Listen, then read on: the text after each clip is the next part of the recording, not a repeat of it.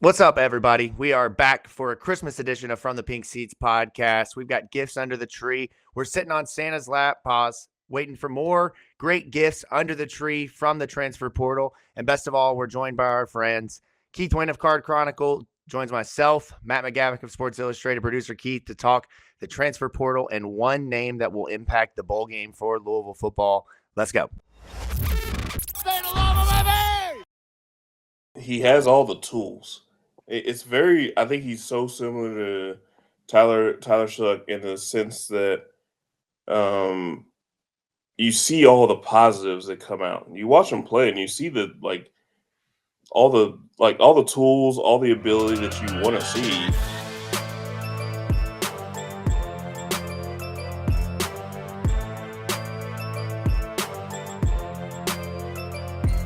From the Pink Seats podcast, Jacob Lane, Matt McGavic, producer Keith, and we are joined by our good friend here, as my wife calls him, across the street Keith. We've got to differentiate Keith, producer Keith, and neighbor Keith.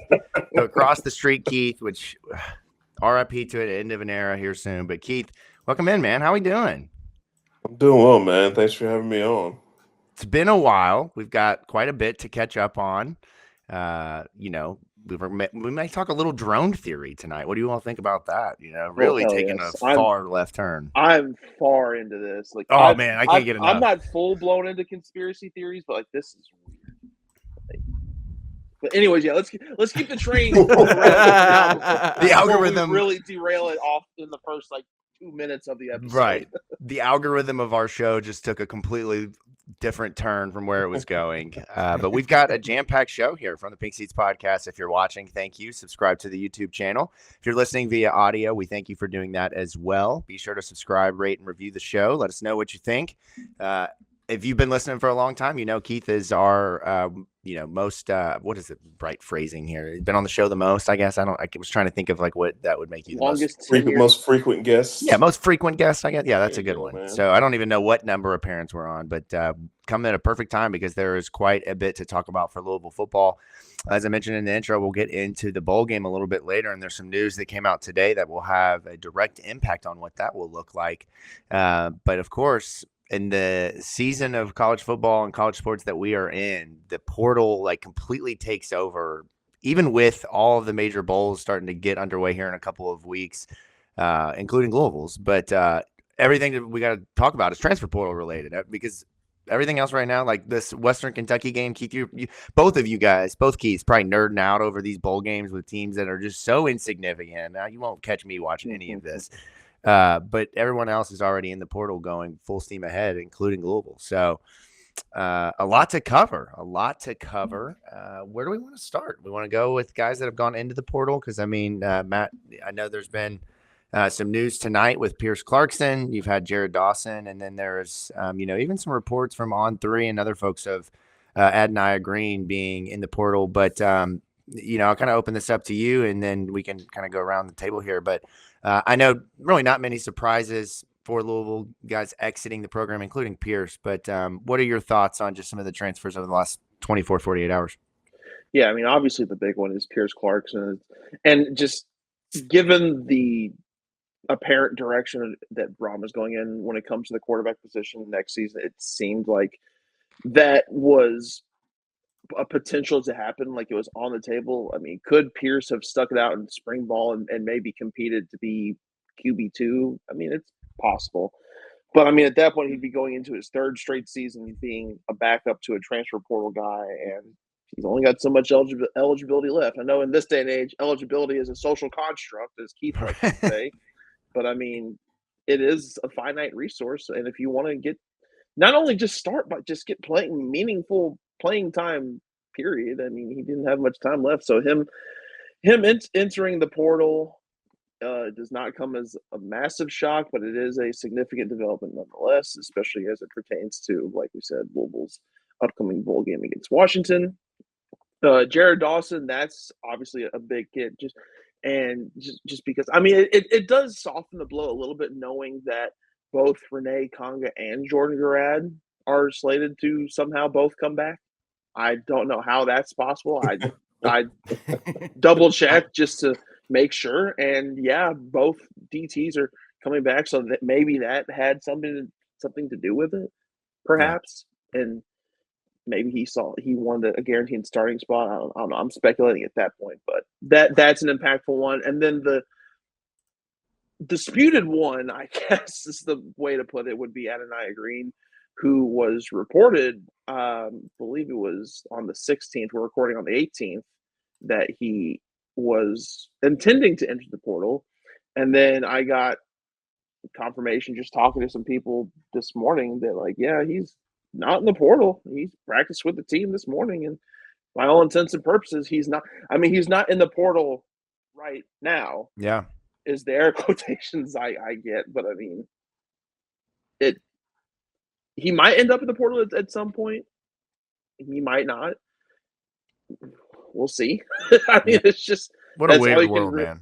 That's all you can really do at this moment with the transfer portal. Just be like almost in a permanent wait and see mode with what some of these guys want to do, which makes you go for a wild ride. And it makes me think that maybe it could be potentially his representation leaking that he's jumping in the portal as a negotiation tactic to try and get a little more NIL on the board. Who knows at this point? Everything that's been reported, whether it be like by Matt or via like the boards or anything like that from the actual staff, is saying like he's showing up and he's doing team activities. So yeah, it's like a Ben Perry situation. At this point, who knows, man? Yeah, it's very strange, and this is the way that the world turns these days in college football. And Keith, this is a great way to kind of come to you and kind of introduce, like, how are you covering the portal right now? Like, are you in the weeds with each guy that is visiting and then not visiting, and like how are you kind of keeping up with this? Is it a wait until the guys come in or what?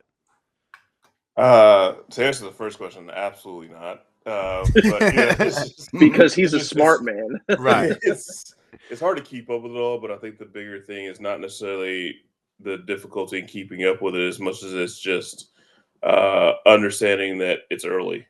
It's just when the portal hits and everything opens up, there's just so much movement. There's so much the rumors and things like that you kind of have to take a step back and at least give it time. And bowl games are, I think you made a good point. Bowl games are just happening. There are going to be a lot of guys that are willing to play in their bowl game because they just want more film. They want more opportunity to just be able to show what they're going to do. But also, they just don't, like getting in early isn't always the best thing because things are happening. Guys are going to start making draft decisions still. They have time.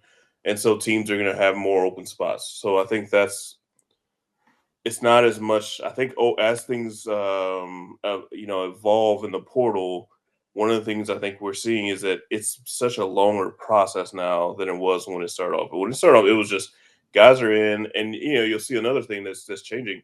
Guys used to try to like get in as early as possible, or at least announce they're getting in early as possible. You're not seeing that as much anymore. I mean, when it happens now, it's a little bit more rare. It's very rare compared to what it used to be. I think there's just such a long an elongated process to the portal, and I think guys are just making sure they make the right decision, which is what they should be doing. But also, guys know that I can make a decision now, and I can make a decision 2 weeks after that, and be in the same spot. So, I think Louisville specifically, they're getting some guys in for visits. I think we can all be honest about the fact that it's not necessarily there's not like a great group of talent they're getting in for visits right now.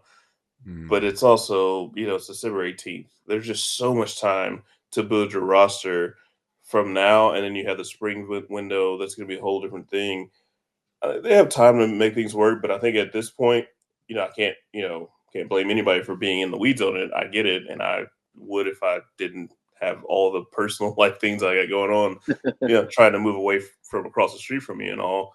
But it's just all get away, man. I'm just trying to figure out why you don't want to talk to me about Jamel Johnson canceling his visit. Like, I'm just chasing you down while you're putting your trash on the sidewalk. Like, why'd he cancel?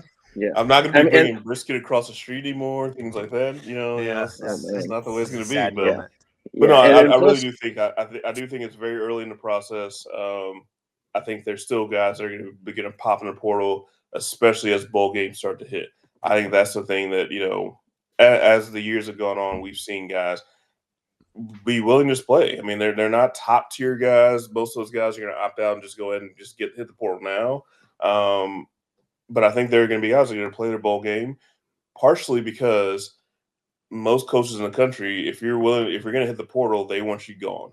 And, there are not a lot of coaches. I know Kenny Dillingham out in Arizona State is just like, yeah, we want these guys around, keep playing, and then put your name in the portal and keep playing. But film is king. And if you can get better film and get yourself out there, and national TV does not hurt that at all. So there's still time. And I think that's the biggest thing right now is it's early, but we'll see what happens as the bowl games keep going.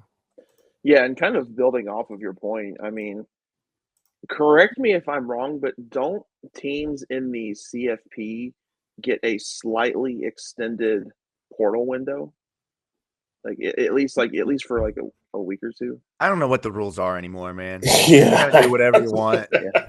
I mean, fantastic question. I'm only asking that because from my understanding, I mean, yeah, like you said, Keith, while the pool of players they're dipping into right now are not typically coming from teams what you would consider to be, major college football powers. It's my understanding just from talking to people around the program that like they know that there's still going to be a lot of people enter the portal at some point, and they're kind of banking on like some maybe not major guys from playoff teams, but like contributors and guys they can use higher from quality CFP and exactly higher quality bowl teams. Like they're kind of in wait and see mode for those bowls and games to play out, and then for those portal guys to hit the transfer portal and then sift through that. And additionally, and we kind of saw it with the spring window last cycle. I mean, there were some guys who were middle of the road, average or so, and they're getting paid stupid money simply because they were the top available. Guy available at that position or just remotely available. So like holding out for declaring for the portal might become a thing, just so you know, because there's going to be some team out there desperate enough at a position to want to throw a bag at you. Yeah, I think that's a great point. I think the other thing that it was funny. I'm pretty sure I deleted this post on Blue Sky earlier. I think we're going to see more portal guys getting poached in the spring. So we all remember, the Tyler Harrell situation where Alabama needed a guy and spring practice in it, and he made the choice to move on. I think that's very much a normal thing now. We know that guys get poached. It is what it is. I think one of the things that'll be interesting with the guys being able to transfer with no limits now is a guy. Think about a situation, so to speak. And this is purely hypothetical. Think about say Georgia. Georgia's right now in good shape, or say Georgia was in the playoff, and Georgia's in good shape right now at the running back position, and they lose a guy, or after the playoff, a guy decides to leave. A guy that maybe had a great playoff run ends up saying, you know what, I'm good for the draft now. I've got the notoriety. Duke Watson's a guy that I'd be like, hey, maybe we go after this guy. That's the normal poaching we see. But, now you sit back and it's like, okay, maybe I don't want to go after a guy that I'm not sure about. Maybe he's not where I want. But maybe if you're in, like I said, pure hypothetical, say Louisville was in a situation, they brought in a big time portal guy for the running back position, and now you're just throwing a bigger bag. I think that's what we're going to see. That's a theory, but I think that it's just going to be, you hear the Wild Wild West stuff. I don't buy into that. I think you can make it to, you don't have to worry about that. But I do think we're going to see a different world where guys are going to hit the portal in winter. And then in the spring, there's going to be a different opportunity for them, and they're going to be willing to go. And I think that's something that as Louisville and other programs, but obviously Louisville, we're talking Louisville, rely more on the portal. There are different worlds coming that I'm not sure we even see. And I think that's where they've got to find some kind of balance. But I do think there's an opportunity with where they're sourcing players right now. They're kind of putting a wide net out there. FCS guys, G5 guys all over the place. And, when you're looking at such a volume that they're looking at, you really don't have to hit that high percentage if you can get a couple of those guys that can come in and take that next step forward. But it is a little bit of a gamble that they're going with right now.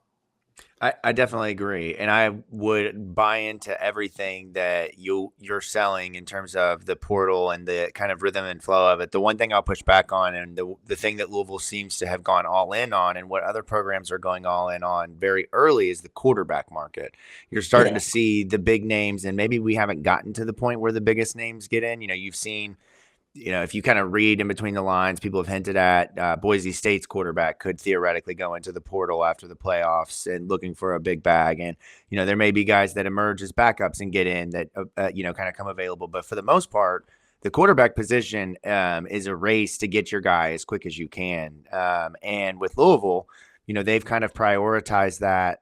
But, you've obviously some of the other programs do the same. Colorado going out today and getting Caden Salter from Liberty, who is by all means one of the top guys available in the portal. And we've seen Florida State with Thomas Castellanos, and we've seen, Jackson Arnold with Auburn. John Mateer went to Oklahoma like an hour ago.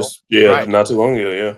Right. And then you have even, guys moving across the conference and Michael Van Buren from Mississippi State to LSU and, Billy Edwards Jr. from Maryland to Wisconsin. So teams are really kind of pushing their chips all in the middle with quarterbacks. But for the rest of this, by my account, I think Louisville's gotten maybe one starter so far. You could argue maybe two, maybe three. We'll see how it shakes out. But for the most part, they're just getting depth guys, and they're getting guys that they like and feel good about.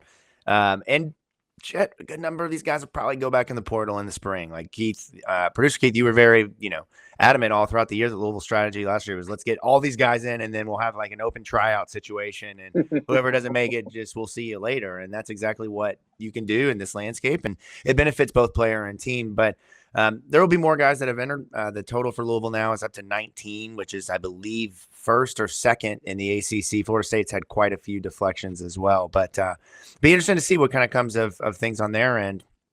And switching gears on the visiting front, as I mentioned, and they've certainly been keeping Matt McGavic busy because it's a new name every hour at this point. And Louisville, over the course of the last 24 to 48 hours, as Matt mentioned, we're recording on Wednesday, December 18th. They're going to have as many as 10 to 12 visitors or something along the lines of that in over the course of that period, and that includes several offensive linemen.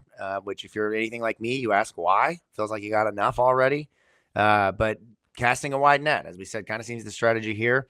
You've got some depth pieces potentially that you're looking at in the defensive line with DeMarge Lewis out of Purdue, and then Sevion Morrison is a running back out of Kansas. Obviously, you feel good about Duke Watson and Isaac Brown. So you're looking for depth at some of these positions. And then there's some other big names, right? Guys that I've talked about really liking. Clev Lubin out of Coastal Carolina is on the list. And then Max, is it Claire or Max Clare from Purdue? Claire. Yeah, Max Clare from Purdue is obviously, kind of the most, the highest, kind of individual ranked tight end. So there's some names. Zachariah Branch. Yeah. But is there any visits or anything happening that we know, or any movement? Obviously goes in with the do not contact tag, and there's reports of him to Louisville by On3, but Louisville had another weird report with On3 prior. So what can we really trust at this point? I feel like, I'm sure that the Branch brothers are in the negotiating phase right now with like trying to set up visits. I wouldn't count Louisville out as far as like getting a visit. Now, landing him is probably going to be a little bit more difficult because, Zachariah Branch is one of the top playmakers in all of college football. So paying a player of that caliber is not going to be easy. Right. But, yeah. Like if they can make so much that for happen, your salary cap.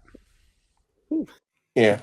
Yeah, we find out who's got the deep pockets for guys. You don't need defense when you're scoring 50 a game. And it's interesting, like, kind of to I guess jump in on this. I think that so far, we've seen the offensive side of the ball getting better visitors. Max Clare is a guy that would be a walk in the door starting at your tight end spot and be a difference maker. Miller Moss obviously is the key. The quarterback spot is key. And I think that Miller Moss has an opportunity to be very good here in a different type of offense that probably suits him better. I think the pass happy thing that Lincoln Riley was doing didn't work out for him. When he got over 40 throws a game, he was bad. Well, Right. Louisville's not throwing the ball 40 times anymore. You have a balanced offense, and I think he can do well here.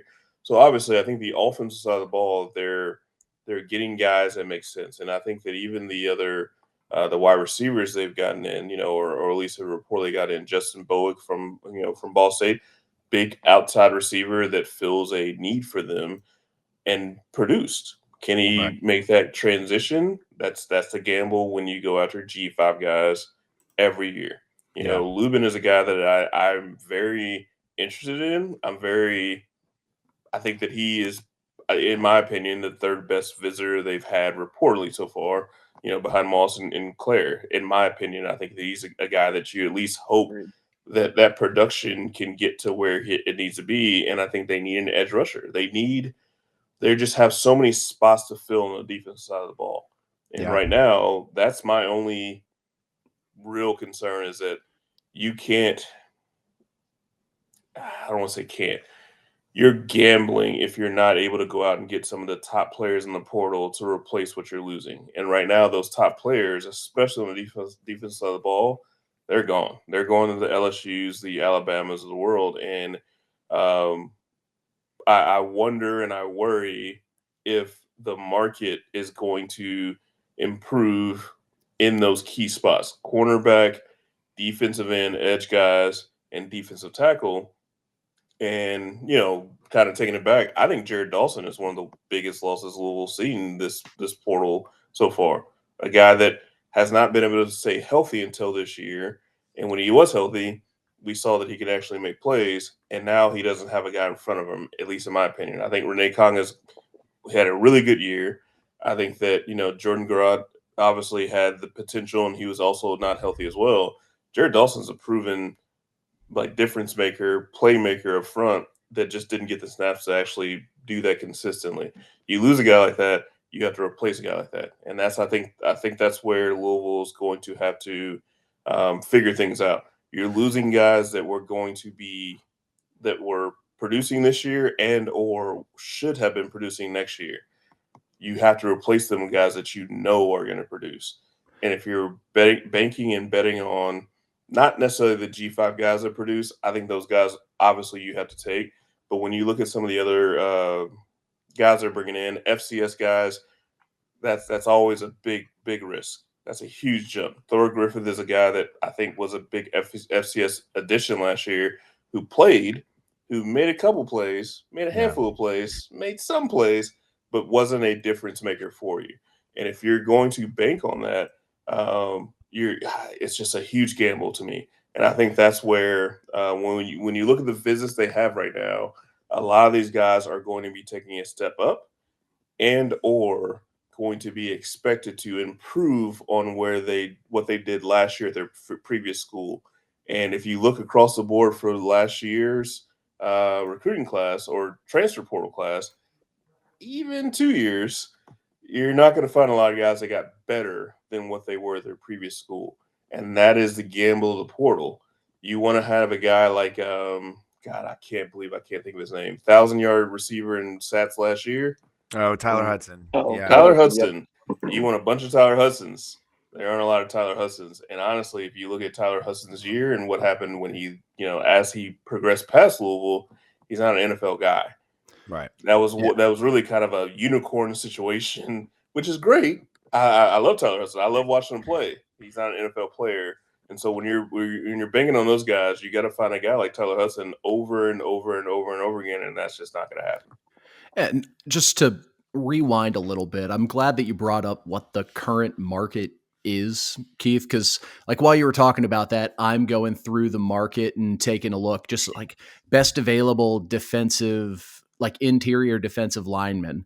And out of the first top 10 that are in the portal right now, maybe 4 are uncommitted. So a lot of these guys, they're hitting the portal and they already know where they're going.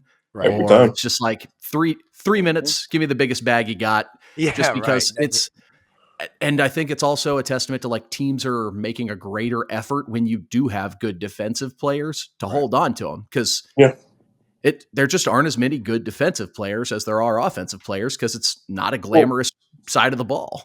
Well, here's the other thing that, I'll keep this one short because, as you guys know, I talk a lot.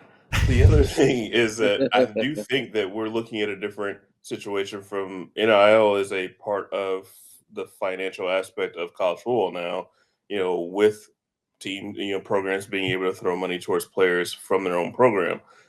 That's gonna be a factor, and I think that's where the spring portal will change. But I also think you have more money to be able to say, "Hey, stick around." And when you have your top players sticking around, because the bag factor is minimized a little bit. Now it's just, well, do I like it here? It goes back to the old school part. Do I like it here? Yeah. Do I want to be here? Did I come here for a reason? All that stuff is a bigger factor now, where the bag is just not as it's bigger, but it's not as important as, I kind of like it here, and I got a starting spot. I can get to the NFL. Yeah. All that comes back into play, where for the last few years, that none of that stuff was a thing, because players realize, just like we all do, you can get to the NFL if you're good, and you can go get a bag and also be good, and I can go to a bigger program and be good, and all that stuff matters. It's just not as big of a deal anymore, or it shouldn't be, I guess. Right. So Well, how about Time is a flat circle. yeah. Who do we have to Yeah. link you up with to get you on Brom's staff to work on the high school recruiting side, Keith? I feel like you Oh, can land some God, kids now. Don't get me down that road, because He's just setting it up, man. This would just turn into an hour and you and me agreeing with each other. Now, and it's funny you brought up how it's kind of reverting back to the old way of recruiting, in a sense. I honestly thought about it with the rev sharing and the NIL salary cap they're going to have program wide across collegiate athletics. What's stopping a program from paying a guy extra cash under the table? Right. Kind of like how we used to do it. Exactly. Right. Goes It back to literally, the old like you thing. said, time is a flat circle. It wouldn't necessarily have to be under the table. Like the Oregon programs are still going to have that advantage because there's the certain limitation of pool that the school can give.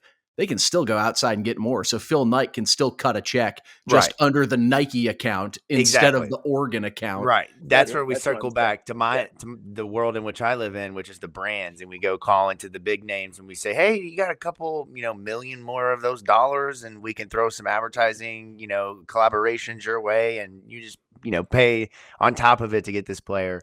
There's definitely going to be that going on. But it is really interesting to see that Louisville, when they've gone all in on a player so far, and it seems to me the big one is obviously Miller Moss, and we can spend the next couple of minutes kind of breaking down this. I know this is not a news story. Look at that, man. That's hashtag sponsored content. Hashtag look at that sip right there. That is model-esque. That needs to be the cover photo of this podcast right there. The head tip back and everything. The form was great. Branding clearly in the shot. Man. But with Miller Moss, the thing that stands out to me is that only visited 2 schools. Louisville was the second of that. I would imagine that Missouri fought to keep him from going to Louisville the best that they could. He gets here. There's reports of negotiations from these accounts, and you just don't know what's really true anymore with NIL. But it seemed that Louisville narrowed in on him, wanted him. He wanted to be in a program that was going to help him become a better quarterback, which is a very obvious thing. And when you look at the success of Missouri and Louisville in the quarterback position, my opinion, that goes in the favor of Louisville, right? I know that Missouri has had some great, quarterbacks over the years there, and they've had their ups and downs, and certainly have had big time skill position players. But name a Missouri quarterback other than Drew Lock that's currently in the NFL. Gosh, you're really putting me on the spot, man. I was gonna say Connor Cook, but he went to Michigan State, so that's a Chase Daniel isn't still in the league, is he? That's the king of the clipboard. I think he's a podcaster now. Yeah, Chase Daniel. His podcast has got to be called King of the Clipboard, one of the highest paid backup quarterbacks in NFL history. But that's a great point. And with Louisville, as Miller Moss pointed out, Jeff Brom has a history now of 2 for 2. I know Jack Plummer's on a practice squad, but that's a roster spot in the NFL, and that's Jack Plummer. And Tyler Shuck is obviously going to be drafted. As the NFL is going to put a premium on quarterbacks, he's going to be a guy that's going to fly up draft boards. So it's great for Miller Moss. Go ahead. Yes, Keith. Oh, no. I just saw the life slowly leave all of our eyes when you're like, And that's Jack Plummer. Yeah, right. But still, he's in the little NFL. treat for the YouTube audience. Right, exactly. But Miller Moss is going to be Louisville's guy. I think it's very evident of that. I think the portal news today is a sign of that. I think the portal news today is also a sign of a quarterback knowing that he's probably not getting any snaps in the bowl game and that tape thing wasn't going to happen after all, right? But for Miller Moss, Keith, when I want to come to you on this one, what do you think about him? Like, what's the breakdown on his game? I know that on our end, producer Keith and Vince have been, very critical. I will say Vince Lococo confirmed via text message that after watching more film, he's on Miller time now. So that's one more guy that's won his favor over. But Keith, what do you think about Miller Moss and kind of what he is in year 3, the third phase of this Jeff Brom quarterback? He has all the tools. I think he's so similar to Tyler Shuck in the sense that you see all the positives that come out. You watch him play and you see all the tools, all the ability that you want to see. But man, to me, it's the inconsistency. So there's a play where there's a sequence in the Washington game, which was his last game as a starter. He misses Zach Branch by a solid 7 yards on a comeback route, which is the most basic route you can throw as a quarterback, most basic route you can run as a receiver, all of that. It should be easy money, and he's wide open. Misses him by 7 yards. He's nowhere near him. And the next play, this is a 3rd and 9. 4th and 9, maybe the 40. I think they're on the 40, 45. He throws one of the best balls I've ever seen in my life. And I'm not joking. That's not hyperbole. It's one of the best throws I've ever seen any quarterback throw in my life. It's a straight up, 9 route, where the corner is on the outside of the receiver, safety's coming over the top, and he puts it on his face mask at the goal line or 5-yard line in between those two defenders. It's the best throw I've ever seen. And you can't help but be like, how do you miss a guy that badly on a very basic route? And then the next throw, you throw this feathery. It was like a feathery deep ball. It's on a line, but also there's air underneath it. Like, that's the stuff you see as a scout, I'm sure. And you're like, yeah, this guy has all that you want to see. That throw would be on his highlights. The throw before, you don't see it. Will not. Right? No, it's going to be on the corners highlights, right? Like the annual tradition of Louisville's tape or, whatever being on the NFL draft. And I think that's the thing that's the concern. That's the worry, because that's the game that got him benched. And so you can't help but sit back and it's like, I had a like this guy. You don't bench a quarterback when he's playing well. There's no way. There's no situation where you do that. And I think when you look at the 5-game stretch at the end of where he played last year, that it was an inconsistency. It was a poor play, but also you see those types of throws. We saw him throw the ball against Louisville. I mean, we all watched that bowl game. He has all the tools you want. Right. The big thing that I think that he brings to the table again is that it's a different type of offense where he's not expected to throw the ball that much. And I think one thing that stats are kind of deceiving a little bit. His yards per attempt was one of the worst in the country. And you look at it, it's like, well, it's because he was just constantly dumping it off. Offensive line play was poor. And I think that's a huge factor, but I also think that when you're just constantly throwing the ball, there's no threat of running the ball, there's no balance. Defenses are adjusting to that, so therefore, you're constantly dumping the ball off because everyone's playing shell against you. So, I think that's a huge factor. There's so much when you watch his games. There's so much to dig into, but when it comes down to it, he has the tools. Tyler Shuck had the tools. Tyler Shuck just couldn't stay healthy, and even when you look at his stats and you look at when he played, his numbers weren't great either.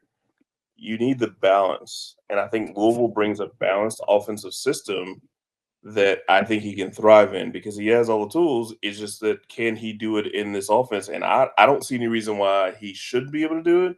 Right. I just think that if those inconsistencies with the accuracy, which he's a very accurate guy, but those types of throws that I pointed out, but also when he gets pressured, can he make sure he doesn't make the bad plays? Is he Jack Plummer in the bad play situation, or is he Tyler Shuck getting out of it, making a smart play?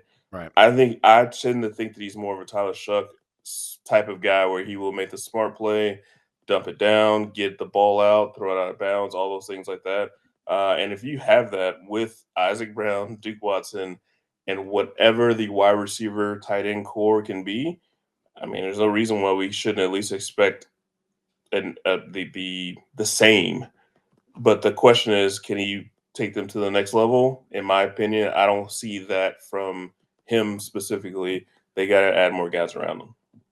And just kind of building off of that and playing devil's advocate a bit for Miller Moss, I also watched that Washington game, and I think I watched like 3 different games while I was doing like my film review of Miller Moss, and he is really good at finding that sweet spot in cover 2 in between the corner that his man beats and the boundary safety. Like he's fantastic at that. But in that Washington game, he threw 3 picks. Only one of them was really his fault. One of them was a drop from the wide receiver that fell right into their star linebacker's hands, and another one was an end of half Hail Mary where he had a guy like literally on his hip and he's getting hit. Yep. To be fair, the other one was where he got baited by that star linebacker for Washington, and he didn't see him. So like there's some that was his fault that wasn't his fault, but there definitely was some that was. I do love that me and Matt see the same thing as when we watch film. Because I also watched the LSU game. I watched that game live, and that one play, the game winner to Jacoby Lane, was phenomenal. Yeah. It was amazing. So, and it's something that I particularly noticed with Moss, and I'm not sure if you saw it too, Keith, but on the he does this weird thing, like when he does face pressure, either he'll throw it, and he doesn't do this every time, but he did it enough for me to have to write it down. Like when he gets pressured, the mechanics in terms of them breaking down, he'll either throw it at a kind of a weird, funky arm angle that'll force like the ball to be a little bit low or just kind of out of the receiver's catch radius, or like he'll be kind of scrambling, not a full-blown scramble, but just like navigating the pocket to just try and like create space for him to get the throw off. And he'll kind of throw with an unnecessarily off-balance base, like he's almost kind of running a steeplechase while trying to get the throw off. You know what I think that is? You know what I think that is? And I don't know, maybe it sounds crazy. It's watching Caleb Williams too much. Like he's trying to do too much. That's hilarious. And that's the thing. Like you watch Caleb Williams play football for the years that we all did. He did a lot of wild stuff. Patrick Mahomes does a lot of wild stuff. Aaron Rodgers does. Like those guys are insanely talented.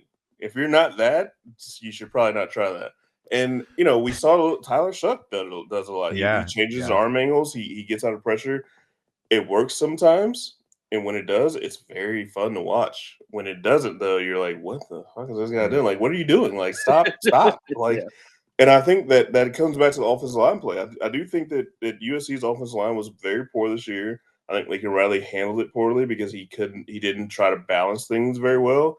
So I do think I had somebody say that Miller Moss was scapegoated and that's why he got benched. And I was like, that's not a thing. You don't bench quarterbacks that are playing well. He was not playing well. But there were other contributing factors to why he wasn't playing well, and I think that's he was a symptom of the bigger problem at large. Right, and that's where I do think that if Louisville, with multiple starters and contributors starting the offensive line coming back, and this balanced offense that should be, I'll say this very loudly, should be much more focused on running the football than what Jeff Brom has done. And not since he's been at Louisville, just over his career, if you take it all in totality, Miller Moss is exactly what you want because he really does manage the game well. He does a lot of good things in the short passing game. And I will say, I do think his deep ball is awesome. I love it. I love watching his deep ball because it's feathery. It just kind of floats out there. A good thrower of a football. Right. So it's nice. So if he can control the things that he should be in control, which is doing the mechanical things right, which is why you bring in the veteran guy. We're in year 3. We've seen the bad, which is Jack Plummer doing terrible things when he's under pressure and when he doesn't see what he wants to see. We've seen the good in Tyler Shuck. Year 3, is Miller Moss going to be able to not do those things that Matt just pointed out, which is changing his arm angle, throwing off platform when you're not a guy that can throw off platform? I have no clue. We'll have to wait and see, but I do think the different type of offense should help that.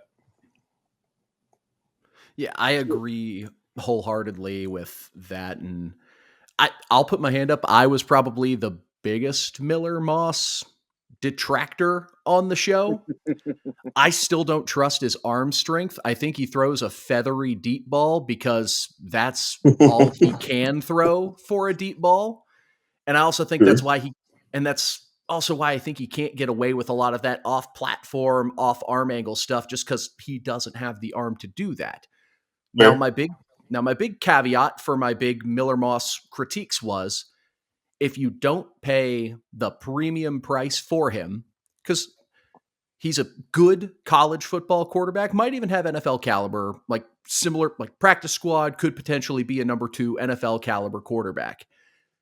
Don't pay premium top of the market first round draft pick price for a good college football quarterback. And if the rumored reporting that's been out there is true, that he turned down 7 figures of pay difference from another school to come to Louisville, then I think it's a fantastic ad at the end of the day. Like, you can do a lot worse than Miller Moss, even with the flaws that he does have. Yeah, and they're going to build around him. I mean, they're committed to the skill position, having the depth that you need there, and that you see that by retaining Colin Lacey. You see that by Chris Bell, assuming that these guys don't go into the portal between now and when it closes in the spring window. Going to be fun offseason saying that over and over again. But you bring him back. We saw what like Blue Hicks at the end of the year. I was wondering, why has this guy not been playing more? He's very impactful. You got him coming back. You got some young guys. And then, depending on what they do at tight end and some of the other spots, would imagine that they'll pursue a high-level wide receiver.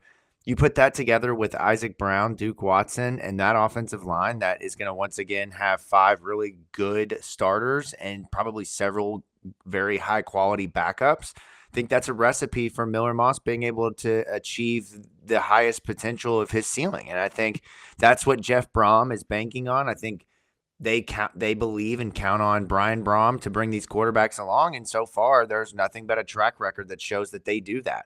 So you've got to be encouraged by that, and you've got to give Jeff Brom the benefit of the doubt based off of the development of the first 2 quarterbacks in the system at Louisville, at least, for the most part. Here's another point. I know, we can move on, but I do think it's worth pointing out, and I'm not in the know. I think you guys know that I don't. I have a few people I talk to in this and the other, but I purposely am not in the know. But you look at the 2023 class. There's an NIL factor to the portal right now. Most of, if not all of those guys that were definitely getting dollars towards them are gone. Especially, right. With today being a bigger factor with Pierce Clarkson moving on. That's not purposeful, and I will say one thing that directly told to me from someone very much involved in U of L's NIL is they can't have dollars sitting on the bench. You are in the know. Look at you. You say I'm not in the know, only to come back later and tell me you're in the know. But I do think that statement was very key to me, and I do think this was something that stood out to me because it was so. It just kind of hit me very hard. Like, you can't have dollars on the bench, and that's where they were from that class, and that's why I posted this on Blue Sky the other day.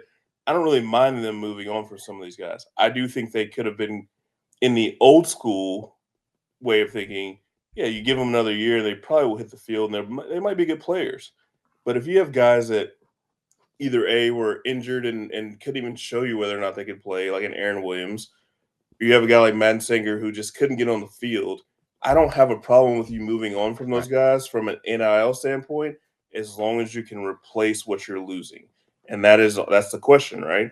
But from an NIL standpoint, that frees up your salary cap, so to speak, to be able to maybe throw a little bit more money at a quarterback, to maybe be able to find another receiver out there that's willing to take a smaller role, and you can throw a little, like, you can it's all, it's kind of the NFL model. How do you work out your entire roster? Well, if you don't have dollars to work that out because you have guys that are just sitting on the bench that you don't think is going to work out, that is something that you have to work out. That's part of the deal now. Matt, you got some breaking over there? So just a couple portal developments. So the first off, one of the visitors from earlier this week was Tennessee corner Jordan Matthews. He literally like a couple minutes ago just committed to Vandy. Come on. Vandy's on a heater, man. Yeah, I know. And My this goodness. is per this is per On Three's Pete Nikos. Now this was behind the paywall, so don't get angry at me if they find out I got this info. But Louisville is currently working to bring in Deuce Robinson this weekend following his Florida State trip on Thursday and Friday. Nice. So it's currently Wednesday the 18th. So currently slated to visit Florida State on Thursday and Friday, which would be the 19th and 20th. So Wow. Louisville is attempting to bring in Robinson. I also was told something else during the whole time, but I can't disclose that public knowledge at this point. I mean, before I was married, I was also trying to date Carmen Electra, so we'll see how that goes. Yeah. You find out who's the haves and have-nots, guys like that. Very cool. So another quick point, because that's what I do. Jordan Matthews might be a very solid, very good example of the market right now. He didn't play very much at all, but he took some very nice visits and got a lot of attention. He's a backup cornerback. Yeah, I don't care where you play and what situation. If you can play, they're going to play you, and he didn't play. So I did. Of course, we'll take anybody. I think that's the situation you're in, but that's the level of visits that they're getting right now that kind of worries me personally, at least. That they're getting guys that just they're just the guys that didn't play. I guess I feel this way. If you're going to take a portal guy in his third year in their program and he didn't play there, why not just keep the high school guy that you recruited and develop him? And that's my concern right now, because that's kind of where they've got a lot of visits coming right now. A good amount of these guys didn't play where they were before or the previous school that they were. Just keep the high school guy you got. I mean, it just makes more sense to me, but that's just my personal view on it. Got to get high school guys to keep high school guys. Right. But I mean, even still, you see though, Louisville has got high school guys that were committed to them, and here they are committed to Baylor and UCLA, who are very formidable football programs. I mean, I know UCLA is kind of struggled, but still. I also think that's also partially a statement on the market. Like, sure. And look, not to say anything against Joe Crocker. Like, we were obviously had concerns about the offensive line depth for us to bring in this many visitors. Right. I don't get the concern, but the team does. So I'll leave it at there. For someone who we didn't see in the picture to be going to a team like Baylor that quickly, plus with some of the malpractice Dave Aranda did last year, like Baylor seems like a landing spot. But now, UCLA, that's like a homecoming trip for a lot of those kids too, though. It is, but it's not as if they're landing at Farmington State, right? Or some random school. Some of them will, I'm sure, but these are guys that, they identified as high schoolers, brought them in, and then ultimately, were never able to develop them or get them on the field. Injuries played a role, but it's just really interesting to kind of see how it all shakes out. There's so many nuances to the portal. So speaking of guys that have moved on and where they're landing, have you guys talked about Mason Rager lately? Because yes, Wisconsin. I wasn't shocked by that, because I think he's a really good player. I was hoping he's going to come. I was shocked that he hit the portal. I know he's got injury history and whatnot, and maybe going somewhere else that will help him with that. And a fresh start would be great. I was completely not expecting that, personally. It goes back to the conversation you just said and what you said about keeping guys when you have to go out and replace them with better players or equal production. I mean, he was a guy who had a lot of output from a production standpoint in 23, being second on the team in sacks. Obviously, injuries play a role, and it is always a "what have you done for me lately" type of deal, especially when negotiating pay, what you're going to get paid as a scholarship player. And I think that fresh starts are often needed for guys. And I think that when you have 1 year and something to prove, it gives you the opportunity in some regards to go I out guess and that's fair. handpick your situation. Mason doesn't strike me as a guy that said, I want to play on third downs every single third down. I want, this much money. I want this house for my mom and this house for my dad. Like, we've seen some of these kids, like the one from LSU in particular, or from Florida that everyone's been talking about. But at the same time, like I said, I think that Louisville would have been smart to retain him. I think if healthy, he was a really good player, and in my opinion, is better what they have in the rotation at that edge spot where they desperately need some help. I said it's the biggest position to fill for them this offseason because you have no proven talent there. You have Micah Carter, I think, is it right now, or I don't know if he was playing that edge spot, but that's it. I mean, everybody else is gone, so yeah. Yeah, I mean, depending I digress. on if you have Green back, and then you go out and you land a guy like Wes Bailey, who I don't really know, like if he's going to play Leo or if he's that other edge, that other defensive end spot. But still, they've gone out and they're trying to find players, but there's a lot of spots to fill. Last thing, real quick, I'll come into you on this, Matt, because I know we're going to be getting some breakdowns from producer Keith, so I don't want to spoil the fun. But just give me very quickly your high level opinion on Wes Bailey, Mac Pounders. Great offensive line name, better porn name. Oh. Sorry. What are your thoughts of the guys they brought in so far? I mean, I think Wes Bailey is definitely an underrated ad. I mean, it might take him like an entire spring to get back into the swing of things since he didn't really play that much this season. But I mean, like he started for Rutgers. I know, it's Rutgers, but hey, look I at mean, he exactly. I mean, he can produce, maybe not at an elite level, but I mean, they can't all be stars. I mean, so you need role players and contributors too. And Mac Pounders, I mean, Mississippi State wasn't that great, but I thought just looking at some of his PFF numbers, I mean, were they great? Maybe not. But were they bad? I wouldn't think so. I mean, I would put him in probably the 2 deep for probably the offensive line. I would think he would be a candidate to shuffle in and out of the guard spots. Like I think they're solid ads. Are they going to be asked to be starter level contributors? Maybe not, depending on how the rest of the cycle shakes out. But I think they have potential to be contributors. Period. So one of the things I like, and I'll save the goodies for the breakdowns, but one of the things I do like about this transfer portal class, and it's one of the things that drove me the most nuts about last year's, was that a lot of the guys they seem to be targeting have multiple years of eligibility left, so that if you can bring talent in, it makes it a lot easier when you just have to recruit your own roster and not have to worry about bringing in 30 other guys in the offseason. I like the fact that we're bringing in guys with multiple years of eligibility. Like I believe Mac Pounders has 3 years of eligibility and a red shirt still. I think Nair potentially has 2 years of eligibility. The linebacker from Western Kentucky has multiple years of eligibility. Like they're bringing guys who have multiple years, so we don't have to go out and pick 30, 40 bodies out of the portal annually. And that was my biggest gripe with the recruiting strategy last offseason. Yeah. No, and go ahead. sorry, I think that's a great point, because if you look at the portal classes they brought in the last 2 years, the 23 class is almost gone. The 24 class, even some of the guys that you maybe want to move on from haven't hit the portal yet. And I think that's something that stood out to me. And I hate it.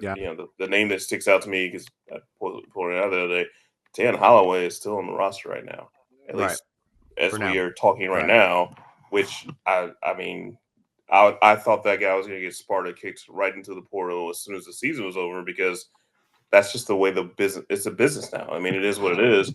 At the end of the day, bringing him back and potentially this or potentially that, you just move on because you go out and just get another guy. That's the way that it works. The portal works both ways, right? The players have leverage to just move on, but the staff also has the ability to say, you know what, I'll just go get another guy, especially if I just need a guy that's a replacement level cornerback, which there's just plenty of those guys out there right now. They've got I can't remember his last name, the kid from Ball State, the cornerback right now that's supposed to be in, another long kind of athletic, corner. Maybe Miles he's not the Norwood. exact player. Yes. There you go. But yeah, you go out and just get another guy. That's just the way it goes. So I do think that they are looking to supplement their passing on the high school recruiting right now by getting guys that can be here for 2 years. And I do think that's important because if you don't do that, you're going to end up in a situation where, yes, you're trying to get 30, 40 guys every year, and it just doesn't work. That's the part that's not sustainable. But if you're willing to get younger guys that can play or that have played on the field who are younger, you're going to be fine. And really, we've seen that. Obviously, a guy like Quincy Riley obviously sticks out to me, who had 2 good years, and you bring him in, and he's your top corner almost immediately, which is great. But you also have multiple years to work with him, and that's where I think they're heading, which would be a good strategy. Yeah, I'm here for it. I think it's, in a spot where the team, it looks like they were going to be trending towards somewhat of a rebuild. I don't know, that's not a right phrase, but kind of, gearing up for the next phase. But it seems like in this day and age, you can skip that by all intents and purposes. You do. And it seems like that's what they're trying to do here is age up where they can, get guys that are going to be impactful, but also try to keep, the future in mind and being able to still develop the young talent they have and get more talent in here to replace the bodies that have gone on and gone to other teams in the portal. So, yeah, it's really interesting. The guys that are leaving, by some of them impactful, some of them not so much. It's going to continue to be that way. I think there's a few guys that are on the roster that if they hit the portal, you're like, damn, that really hurts. Other than that, it's just kind of, all right, well, we'll go out and we'll get somebody else who's either equal or somewhere to you. So we'll be interesting to see lots of portal activity coming over the next couple of weeks. I don't know, higher or lower on the number of players that are going to be added to the roster. Producer Keith, what do you think here, man?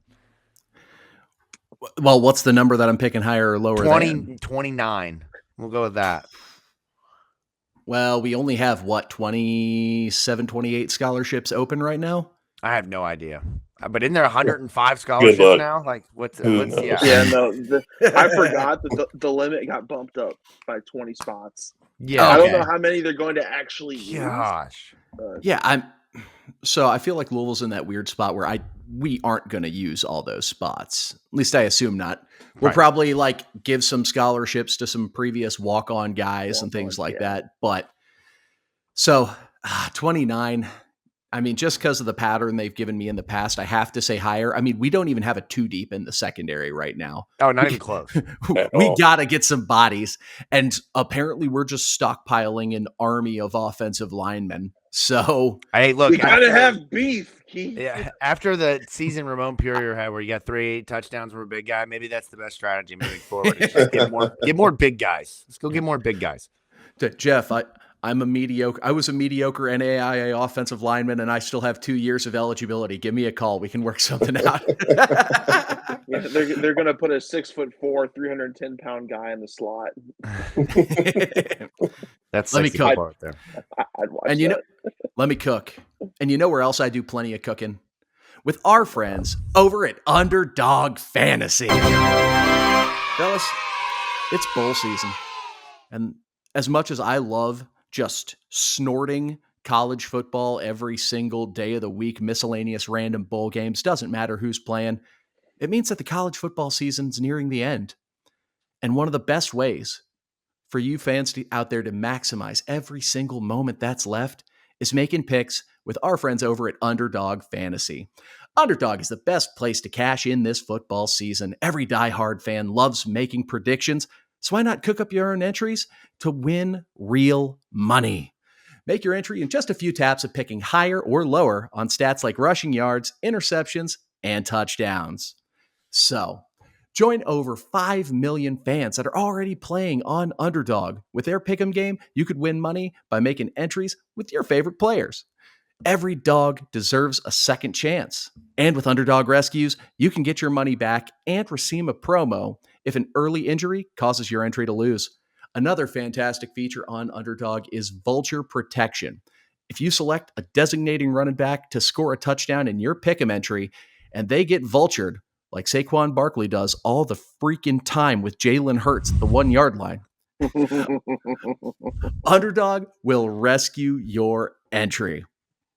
Download the app today and use code PINKSEATS at sign up to get up to $1,000 in bonus cash instantly. Again, that's promo code PINKSEATS to get up to $1,000 in bonus cash at sign up. Select higher or lower on your favorite players and cash in on Underdog. Must be 18 plus and present in a state where Underdog Fantasy operates. 19 plus Alabama, Nebraska, 19 plus in Colorado for some games, 21 plus in Massachusetts and Arizona. Terms apply. Void in Colorado. Concerned with your play? Call 1-800-GAMBLER or visit www.ncpgambling.org. Arizona, call 1-800-NEXT-STEP or text NEXT STEP to 53342. New York, call the 24/7 HOPE line at 1-877-8-HOPE-NY or text HOPE-NY. Thanks, Underdog Fantasy. Keith's face, man. That is gold right there. I didn't expect anything there. I'm like busting through tabs over here, looking at stuff, and all of a sudden I'm like, what is happening? That is the disclaimer for you, man, so that we stay within the regulations. But shout out to our partner. That was amazing, man. I know. He could be an auctioneer, man. I think that's another profession in which I can see Keith entering into. Yeah, that's great, man. We get so used to that around here. That I love seeing your reaction. You're like the first guest we've had in quite some time. I think Eric Macklin's the only other one we've had in season. And yeah, that's great. He's an Underdog Fantasy guy too. So all right, let's transition here and let's spend the last bit of the show. Look at that. Providing entertainment, reindeer. Oh, me off guard, man. Oh, man. Let's talk about the bowl game. We're 13 days out from the Sun Bowl, Tony the Tiger Sun Bowl in El Paso, Texas. What a just all that sentences. That's certainly something. I'm telling you, welcome El Paso to corporate rules. America. Yeah, all right. El Paso, I believe it, but the Tony the Tiger Sun Bowl in El Paso, it's great. Exactly. So shout out that story time real quick. 5th grade. Myself, I think Presley Meyer might have been involved in this. So this is really kind of puts us into the Wayback Machine. Our 5th grade talent show group of like 5 guys sang the Tony the Tiger song in front of everybody with musical instruments, drums. It was great, man. I still remember it to this day. It was a defining moment in my young. What is the Tony the Tiger song? Hey, oh Tony. Man, I don't things know you this. do. Hey Tony, are you kidding me? I would be I gotta know you. You're the one one and and only only tiger with the one and only taste. That's how you know I was a fat kid. I got the Frosted Flakes jingle memorized from 30 years ago. Are you kidding? It keeps going. You're not even singing the best part. Please keep going. Frosted Flakes, they're more than good. They're great. There we go. That unlocked a memory I forgot existed. Holy We just shit. nailed it. We nailed it. Here's That what's was crazy. awesome. Did you just wake me up like the Winter Soldier? What just happened? I don't think I've ever heard that song. First off, I'm old. Keep that in mind. But I grew up in my uncle worked for Kellogg's. I grew up with I've never heard that song before in my life. Man, that song was, and the tiger was like animated in the commercial. He'd come in and go, yeah, kids, they eat the bone. And then he'd rip a ball upper 90 against some like 10-year-old kid at soccer practice. Like, and all the other kids are celebrating with Tony. Camera doesn't care about the kid who just got freaking Ronaldo'd on. Right, exactly. But this is all taking place in El Paso, Texas. Like you're gonna see him out there strolling the sidelines in El Paso, Texas for the Sun Bowl. That's a sentence. But point being, we got a game to play. Louisville plays Washington. A lot of opt-outs. Shout out to Matt McGavic for the opt-out tracker. That's the day and age in which we live now, man. Like 2021 me could never understand. I did it last year just so I personally could keep track of players who were playing in the holiday it makes bowl. sense, man. Yeah, because it's a who's who at this point of bowl game rosters. But Louisville will take on Washington in a game where you still really want to put the bow on the end of a strong season. You did what you had to do to finish the season off against Kentucky. You get that win against Clemson. Obviously, the Stanford slip up just continues to hurt. But this is a chance to kind of right the wrongs and also get a win against a freaking West Coast football team. I mean, my God, man. Vince LeCoco, can you stop talking about West Coast football? I mean, the more you do, the more Louisville loses. I don't understand it. But Louisville will try to take down Washington. And the big storyline here comes from Pierce Clarkson leaving, right? Because when you talk about the game, and since Tyler Shuck opted out, the question is, all right, well, this is now Pierce Clarkson's opportunity to be able to play in this game and be the starter. But now, I don't know what we're gonna do. What are y'all doing? I miss something. Tyreek Hill throwing up What? deuces. Oh, okay. Throwing up Yeah, I was deuces. like, you're throwing me on. I'm like, something on my forehead. Like, what's going on here? Yeah. So now, you though, dingus. yeah, I know. Sorry. Harrison Bailey and Deuce Adams. So what are we doing here, guys? Like, what Keith? What do we think about this bowl game? And I mean, at this point, what do you expect to see? Well, not me, Keith. Yeah, which Keith? I don't know. Yeah, see, I really- got to across the I was street, like, Keith. don't know what's going on I here. keep wanting to come back to that, but it's just, yeah, that's a good point. I've almost tripped on that so many times this episode. I'm like, he's obviously talking to the guest. He's talking to the guest. He's talking. It's the Tony the Tiger song. It threw off my groove. Keith, yeah, I think when Tyler opted out, obviously it was immediately like, okay, what are they going to do? But I really do think I've watched Harrison Bailey throw the football for literally 4 years now. I watched him when he was at Tennessee, when he got the opportunity to be the guy there, played well and then played poorly. I watched him out west. I mean, I've watched this guy a lot. I do think that in this system and what I've seen from him, I think they'll be fine with Harrison Bailey being a game manager kind of guy for that game. Washington hasn't had a lot of opt-outs. Washington, especially on the defensive side of the ball, has been very good about keeping things under the umbrella, as I always call it. Like, they don't give up a lot of big plays, but they haven't really. Isaac Brown, Duke Watson, that's a whole different world. And right. I do think that Louisville's in a good spot to be run heavy. Make sure you use those guys. Take advantage of the pressure they're probably going to try to bring against Harrison Bailey / no Ja'Cory Brooks, right? I mean, if you're scheming, if you're game planning, which we game plan as what we think a game plan is what we see, because we watch a lot of football, we watch a lot of stats. So as a game planner, you're going to watch film, and on film, you're only going to see a couple big plays from Chris Bell and think that, oh, we got that. I think that honestly, yeah, you're probably going to get it, but really you're going to try to stop Isaac Brown and Duke Watson. If Harrison Bailey can be a game manager, I think they'll be fine. I think Nate Kariski is a guy that's going to be an unheralded player again, because I think he's able to do what they like to do outside of the offense. But I do think that Chris Bell is going to have to be able to make plays for them. I think that Blue Hicks is going to have to make plays for them to be able to get things going. It kind of reminds me of the Air Force game a couple years ago. Who's going to step into those spots when the opt-outs happen? They couldn't get that going. I do think they will, because I think that Isaac Brown and Duke Watson, screen passes, getting the ball outside the normal offensive system we've seen this year. I think that's why you hired Jeff Brom. That's why you want him to do what you want to do. If they can get the running backs going, I think they'll be fine. And I think the defense, God, if the defense can't handle this offense, I think that's a little bit worrisome. But I do think the way they've been playing the last few weeks, I think the defense will be fine to contain Washington's offense. It's about whether or not Louisville can create big plays, where Washington doesn't allow that this year. So my only worry because we could obviously try to lean on the run game if we're really trying to run it up and win. As of right now, those are the only two scholarship running backs we got. Yeah. And the last thing I want to do is get those two injured, trying to run them 40 times a game. Like, the immediate picture that comes to mind is PJ Fleck breaking Mo Ibrahim. Yep. Yeah. Oh my God. Because he was. It's not just the only two scholarship running backs. It's the only running backs they have. There are no other guys. They don't have any non-scholarship running backs this year. Chris Hughes, get in the backfield, baby. Yeah, that's right.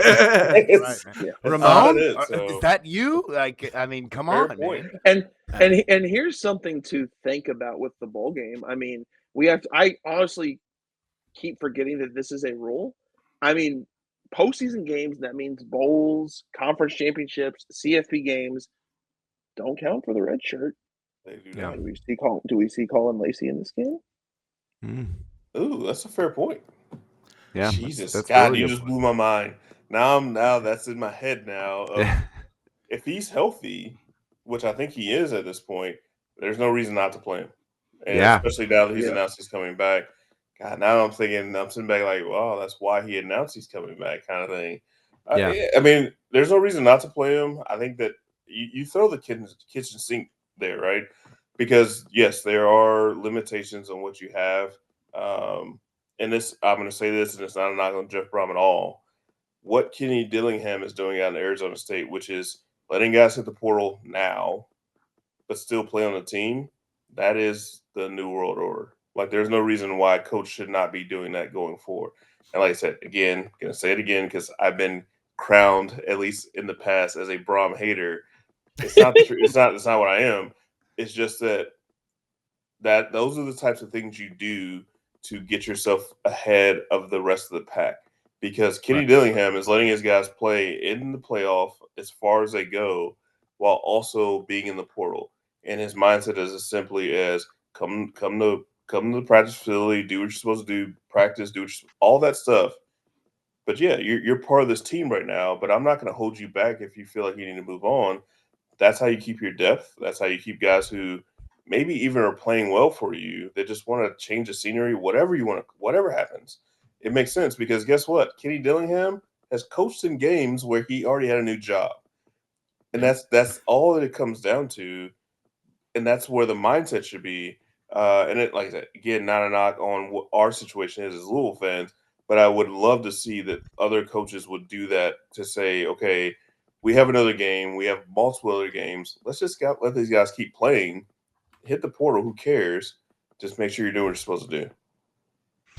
Yeah, I mean, I think that makes a ton of sense, but it's certainly each coach is different, and each coach has a different philosophy on either get the F out or you're a part of the team. And it seems like I don't know this for certain, and this might be asinine of me to assume, but it seems like Louisville's coach is a get the F out kind of guy, versus a being able to stick around and kind of do all of that. So it's interesting. Right? Exactly. Right. But go ahead. I was going to say, one of the things I am excited about for this bowl game is it's going to provide a lot of opportunity with Coach Brom being the get the F out type of guy for a lot of youth, especially on the defensive side of the ball, to get some opportunities to see maybe it's not as desperate of a need as possible. I mean, we had a former 5-star, reclass 4-star player who we thought we weren't sure if he was going to be a stand-up linebacker or an edge rusher. Well, we need a Leo and an edge rusher for this game, potentially, especially if Green does hit the portal.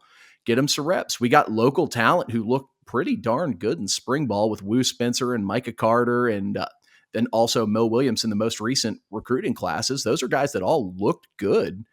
Like, I'd be more than happy to see those guys get reps in that bowl game and to make plays. Yeah, and Trent Carter legacy game coming. Right. Yeah. But yeah, I mean, dog, I'm so big on Trent Carter, man. I like Trent Carter a lot, man. I like him too, but he looked good in practice. He hasn't played all year. So like I feel like if you look at I get that, but I'm just saying like the guys who are going to probably see the field this year have probably or in the bowl game have probably played at least a little bit. Like for example, even at the very end of this, you see guys show up like a Wu Spencer, like a Sadiq Clements, like a Micah Carter, Maurice Davis. I think, Jathan Hatch. Like I think those are going to be some of the guys that you see get more snaps, more opportunity. They've played a little bit this year versus some of the guys that, really haven't seen the field at all. I mean, I'm sure Trent Carter has probably played a snap or two, but hasn't recorded a tackle that I'm aware of. So, but still, it's all those guys. Like you said, I don't know. I'm talking out the side of my neck because I have no idea. A guy we saw in the bowl game last year that was, I think everybody got excited to see him, Jamari Johnson. And he got out there. They saved him, so to speak, because again, the bowl games don't count. But he was out there mostly getting yelled at about Jeff Brom because he it was wrong. Oh my God, I forgot about that. Yeah, he was out there, and he was. I remember that being like a game where it was like, all right, he cannot block yet, so we're going to need to work on that. But I do think it looked great. I've always had a pretty straightforward mindset when it comes to bowl games. If your coach is putting you out there in a bowl game, and or if you're somebody who gets talked about after bowl practices, they're going to get you on the field. And so I do think that, again, bowls get this, that, and the other. This stuff, everything matters. And, from a standpoint of covering the team, that's what I'm looking forward to hearing about. Like, who stood out in bowl practices, but also who's going to end up playing, who's going to be out there. Maybe we see, who knows? But, with receiver being a spot that obviously they're missing a guy, this and the other, maybe a guy like Sean Boykins is out there. Like, who knows? Trent Carter in special teams is a spot where you see they're not going to put somebody out there that is not ready to play at least a little bit. And so you look to see who's on the kickoff coverage with all these guys in the portal who were out there before, who's on. All that stuff matters, because not necessarily on whether or not this guy can play or not, but it gives you an idea of who's going to be the guy in spring practice that you should be looking out for. Right. I'm putting the higher lower Travis Egan carries at over. Oh, look at that. Look at that. Yeah. I think you might see him get reps at running back, let alone quarterback, man. I mean, seriously. I wouldn't hate it. No. That guy's going to be a fan favorite for a couple more years, man. Oh, he's I love the best, watching that guy play. That guy is awesome. But, like, the thing with this game is I think – yeah, exactly. Right. I mean, that's not a bad place to be. But in this game, I think the defense is still going to be what shines. You obviously have the running backs, but they're going to really lean on – unless something changes between now and when this game takes place, the majority of Louisville's defense is still going to play. I mean, you've got TJ Quinn and, Stanquan Clark, MJ Griffin, Tamario McDonald, D'Angelo Hutchinson, Antonio Watts, Corey Thornton, Ramon Purier, Taz Nicholson, Des Teld. These guys are going to likely play in this game. And so you can lean on your defense to really provide, against a fairly decent offense, to really lean on them and still run what you're used to running and not be like a couple years ago where Vince Lococo was damn near getting close to calling the plays and taking the snaps because they didn't have enough bodies to play against Cincinnati. So let me ask you this. Let's just finish here on this. Is there one young guy for any of you guys any of the guys that have either played or haven't played that you really want to see in this bowl game? I know you mentioned TJ Capers, Keith, producer Keith, but is there anyone that you all want to see? I mentioned earlier, for me, it's Blue Hicks. I know he played a little bit at the end of the year, but I could see him having a 100-yard game. If they could figure out the passing game in this, I could see him, whether it be a pop pass, jet sweep, or, a deep play down the field, finally connecting and making a big play and having that 100-yard game and being the offensive spark. And then we go into next year being like, damn, this guy can actually be a really, really nice player for you. So for me, that's the guy I'm really excited to see. I hope that they're going to prioritize reps for him over Amari Huggins-Bruce. I would hope at this point, Amari Huggins-Bruce is going to be getting used to learning LinkedIn here soon. I don't think we need to be giving him many more snaps at this point when you've got Blue Hicks who can play in this game. I'm just saying, man, I'm being real. Look, it's fair. It's just funny. Yeah, I'm just saying, Jeff's got to be careful. Obviously you want to reward those guys for the hard work, but you got to keep the development of the youth. So that's for me is Blue Hicks. What do you got, Matt? So someone I'm curious to see how their usage is and how many snaps they get, period, is actually Day McCullough, whether he's going to be at corner or free safety. Because, given the state of the defense, especially in the secondary, they don't have a lot of returning guys left. And Day McCullough is going to be one of them. And he's a former, top, I think, 150, 200 prospect, started at Oklahoma for a year, came here, hasn't really seen much. But, when he's a transfer that you bring in with multiple years of eligibility, so he's starting to get to the point in his collegiate career that you either, it's probably not the best way to put it, but you either shit or get off the pot. Either you're going to produce or you're not. Right. So I'm very curious to see if he's someone who does get extended reps in the ball game, and if he does, he could end up being a significant factor in secondary next season. Yeah, there's a lot of guys that could have that type of game that we say, okay, now they're ready to play linebacker, edge, defensive end, defensive line, whatever the case is. That's honestly, I don't feel confident about a victory right at this very second. That'll probably change as we get closer, just because of how Louisville has looked in bowl games recently. But we'll see. We'll see. But go ahead, Keith. I'm not going to let us skip past the clickbait portion of the segment. Yes, I mentioned Wu Spencer as one of the young guys who could potentially get some play. Deuce Adams. Yeah. Deuce Nukem. Let the deuce loose. Harrison Bailey's dedicated 2 years to the team. And look, eligibility, Keith, when he goes to social construct. Eligibility, social construct. Have we confirmed if Harrison Bailey does or does not have eligibility? He does. He's got one. Okay. So he has earned, like, he's given enough to the program to get the start and get to play this game to just show off what he has. But I assume at some point we're going to get to see Deuce Adams on the field. And this is a true freshman quarterback. Like, he'll be a redshirt freshman next year. And out of high school, like, he had tape I liked. Like, he has all the arm tools that Brom wants in a quarterback. I'm really excited to see how he can go out there and look, even if it's in a bowl game, glorified practice setting. What if he's the starter? Like, what if that, like, I mean, I don't think it's going to happen, but like, what if it does? That would be fun. Like, what a fun wrinkle for the last game. Like, true freshman going in, boom, here we go. We'll see what happens.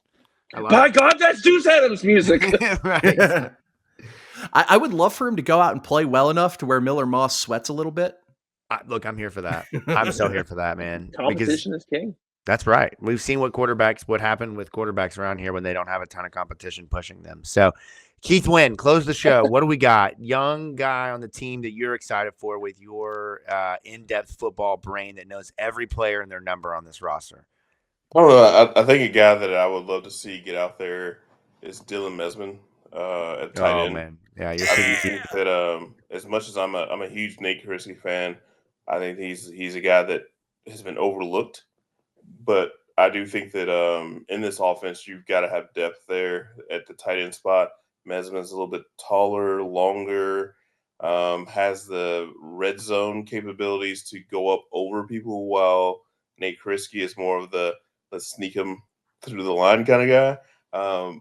That gives you a lot of opportunities and options at that position where it just, to me, I think Louisville's offense just needs more weapons, more opportunities, more options. And I think that he's a guy that, I liked him when I got to see him in practice. I think over a full year, I hope he's built his body up a little bit. So he's a guy that I'm hopeful we see with Jamari Johnson moving on, with Jalil Skinner moving on. Jalil Skinner played a lot of snaps in that third tight end spot in goal line situations. So they got to have somebody there. And I think that Mesman is the guy that can be there. Hopefully they draw some plays for him. My point, B option would be Lou Spencer. Lou Spencer is now going to have the opportunity to move up. He's played a good amount this year. Can he be a guy that now shows a little bit more flash? Because in spring practice, again, Jared Dawson's gone, Destel's gone.